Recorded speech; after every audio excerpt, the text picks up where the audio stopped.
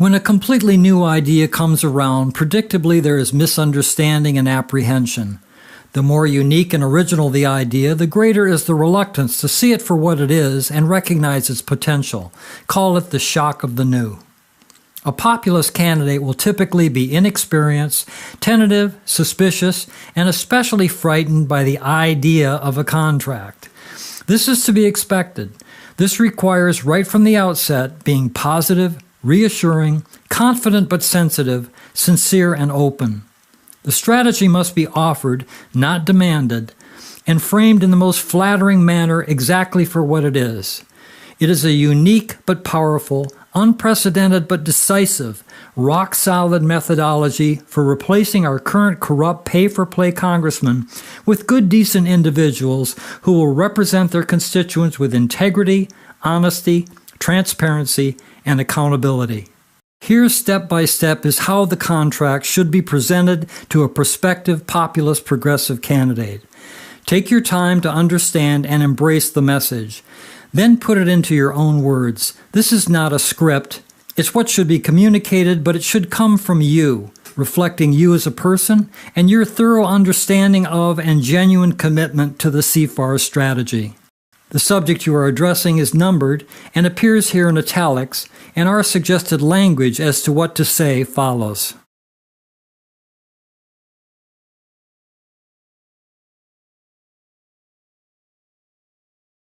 As you know, we're up against a brutal, well-organized, well-funded, ruthless enemy.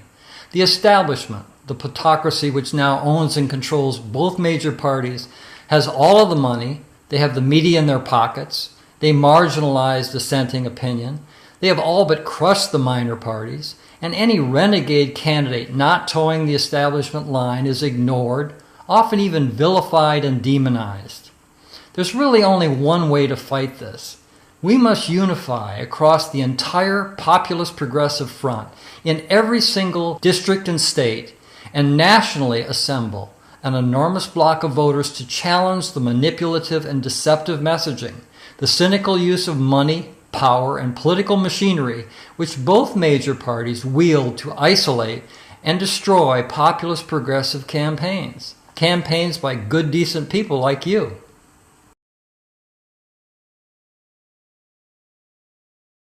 The good news is that we have huge majorities of citizens agreeing with you as a populist progressive on a whole host of issues. Granted, you wouldn't know that from watching the news, but it's true. It's an indisputable fact. We already have the voting public on our side on key issues. We're talking percentages of 62% to 80% agreement. What the establishment candidates do to keep getting elected is confuse the public with a lot of babble and empty promises. In a nutshell, we've come up with a bulletproof way to unconfuse everyday Americans. We've come up with a device which, used properly, will make you, the populist progressive candidate, look like a hero, a savior, and it will expose your establishment opponents as the frauds, hypocrites, and phonies they really are. The voting public will run the other way.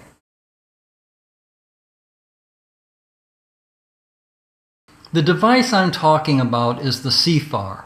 That stands for Contract For American Renewal.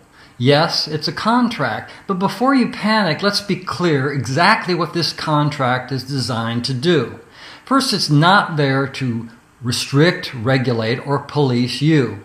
It's designed to discredit and defeat your opponents. It's an electoral strategy, not a legal strategy. You have to understand and remain clear about this. While you will be signing the contract, your opponents won't. They literally can't sign it.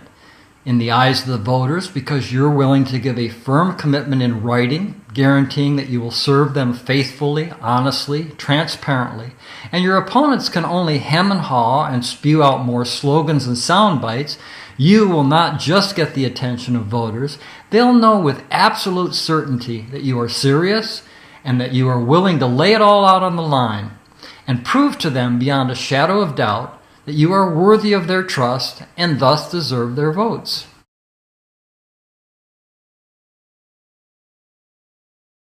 Let's get into the details. The CFAR requires what you will be doing anyway if you're running as a populist progressive candidate. What appears on the contract is what you already stand for, why we assume you're running for office as an outsider. It includes the kinds of things that any populist progressive worthy of calling themselves that wants to fight for on behalf of the majority of citizens. Look at these poll numbers. Show the candidate a printed sheet of the following poll results. By the way, this is available as a PDF file called CFAR_initiative polls, as well as the CFAR contract template itself and the entire text of this tutorial on the CFAR tutorial page. All are available for you to view and download. We'll provide a link to that page at the end of this video. Now here are the poll results you'll be showing the candidate.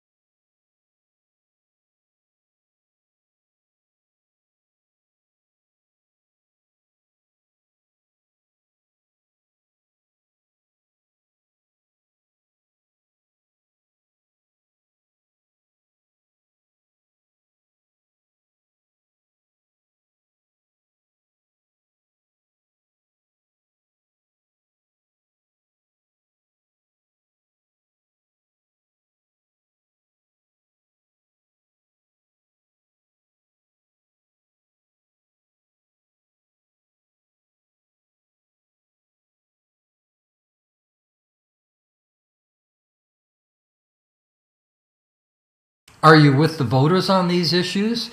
These are the major crises of our times. This is what people care about, not Trump's tweets or whether Melania uses henna to streak her hair. Now have the candidate indicate which of these items are the focus of his or her campaign. What seems most important? Next, show the CFAR contract template. As just mentioned, it is available as a download at the CFAR website page. Look at this. You can see what we've done here. The contract perfectly parallels the polls. Therefore, the contract represents what the vast majority of everyday citizens in this country want done. The exact things which never get done with our current Congress of ruling class puppets.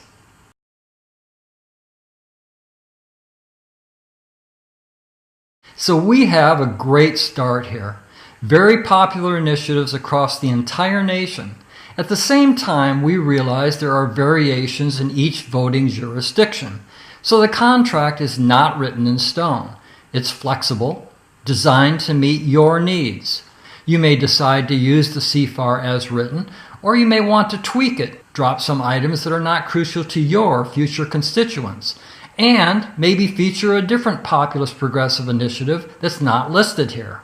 Let me give you an example. Let's say there are a lot of underwater home mortgages in this district. This not only affects those homeowners, but it's driving the property values down across the region.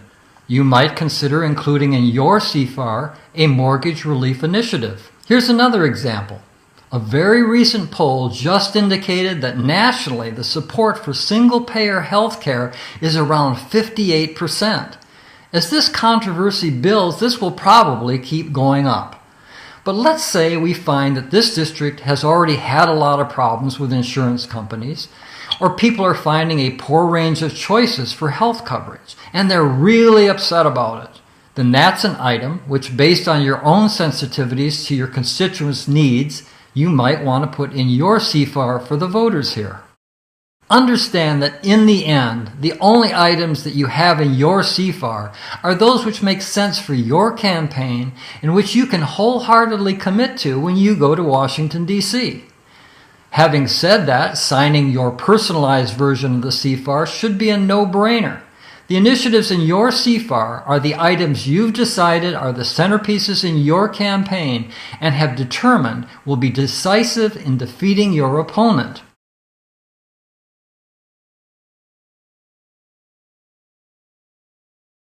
Okay, you're signing this as a legally binding contract. That's what the contract says. That means you are signing it with every intention of honoring it to the letter. This might sound ominous to you. I respect your concerns, but fulfilling your obligations under the contract couldn't possibly be simpler. The contract says you will introduce, sponsor, or co-sponsor and support legislation for those items in the contract. That's it. Go to Congress, draft legislation, and make every effort to get it on the legislative agenda within 180 days of taking office. Then if it comes up exclusively for a vote, you vote for it. What does exclusively mean? It means if they attach an amendment to kill all the penguins in Antarctica or to require everyone to wear polka dot pants on Thursday, you don't vote for it.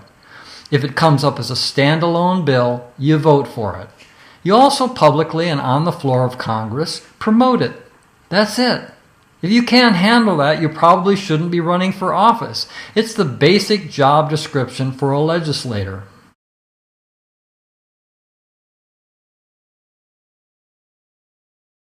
So how do you decide what to include in your CFAR?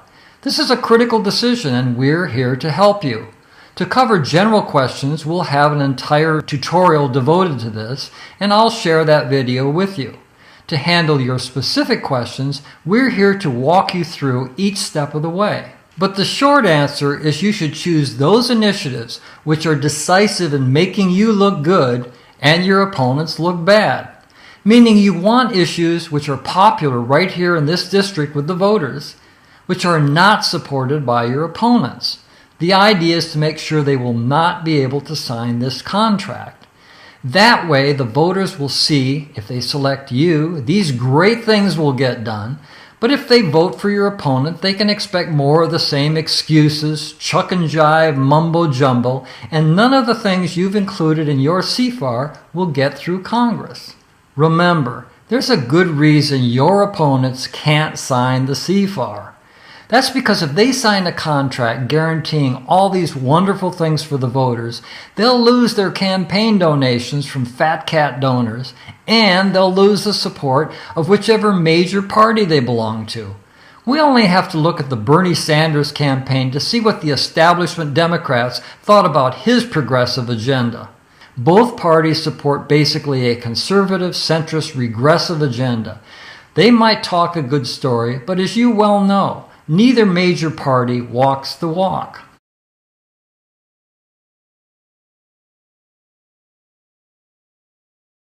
Listen, we understand this is an important decision for you to make. It's important to us as well because the sooner we can get candidates like yourself on board, the sooner we can organize both our local and national campaigns around the CFAR and get started putting together a solid, populist, progressive Congress. So how much time do you need? 4 days? A week? You tell me. Do not give them more than a week. Please understand, I know as you're thinking about all of this, you'll have questions. Just give me or anyone with my organization a call. We're more than happy to address any concerns, walk you through this step by step so you are completely satisfied. This is a bulletproof plan for winning elections and getting good people like yourself into Congress. The strategy has been thoroughly thought through, and I'd be surprised if there were any real obstacles to you yourself playing a critical role in our attempt to save our democracy. But we recognize this is coming out of nowhere. It's completely unique. Nothing like this has ever been tried. So you're going to want to have everything on the table, out in the open, so you're comfortable with it. So study it, ask questions, let's work together. Let me make an important point. Yes, it's coming out of nowhere. It's completely unique. Nothing like this has ever been tried. And that's precisely why it's going to work. It's going to catch the establishment completely flat-footed. It's doing something they forgot about and haven't tried for decades, being upfront and straightforward with the public and guaranteeing voters honest and genuine service. The major parties will be scratching their heads saying, "Now why didn't we think of that?"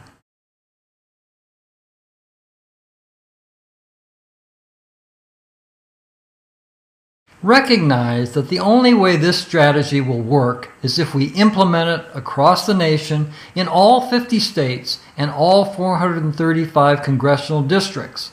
which is exactly what we're going to do. We will have a candidate in all 33 Senate races for November 2018 and candidates in all 435 congressional districts, every one of whom have signed a CFAR. We have an entire network of organizations which are now being organized and networked to work tirelessly for those candidates. We're dead serious about this and have one simple goal. Make sure every single populist progressive candidate running in November 2018 wins their election. We're talking about a complete takeover of Congress. Anything less than that, and you can kiss American democracy goodbye forever. The rich will keep getting richer, the everyday citizen will become serfs, the wars will keep going until our once great nation is bankrupt and has collapsed. I have to be entirely candid with you. As much as I admire you, as much as I see that you want to do the right thing, as much as I'd like to believe you have a snowball's chance in hell of winning your bid, we can't take any chances. Republicans now control the Senate, the House, the Oval Office, the majority of state legislatures, and the majority of governors are now Republican. To rub salt in our wounds, most of the Democrats are nearly as bad, certainly on the issues in the CFAR, as the Republicans. You're one person. You're going to take on the most well-organized, well-funded army of cutthroat corporate stooges in our history. I wish you luck. The way we see it is we all have to stick together or none of us will survive. We believe, no, we know, that by unifying our forces, the populist progressive forces which have been shoved aside and beaten down now for decades, we can win this. The CFAR puts us all on the same page, unifies us and the voting public into an unstoppable juggernaut. The CFAR demonstrates to the public that there are good, decent candidates available who are unquestionably, unambiguously committed to honest, transparent, loyal service. We'll crush the establishment candidates at the polls, and Americans will get a government that works for all Americans, not just the rich and powerful. Let me be blunt. If you don't sign the contract, you'll probably lose. Therefore, we're forced to look for another candidate who will sign the contract, a candidate who has an infinitely better chance of winning. We'll put all of our time, energy, and resources behind that candidate. It's nothing personal. It's the only way this thing will work. The contract is your friend, not your enemy. In fact, it's the best friend and ally you could possibly have, given the way the game is stacked against you. This may be hard for you to accept, but it's the truth. I know this is a lot to think about. I want you to succeed. So take 2 more days. If I don't hear back from you within 48 hours, I'll assume you're not interested and we'll move on. Regardless of your decision, thanks for your hard work on behalf of progressive causes.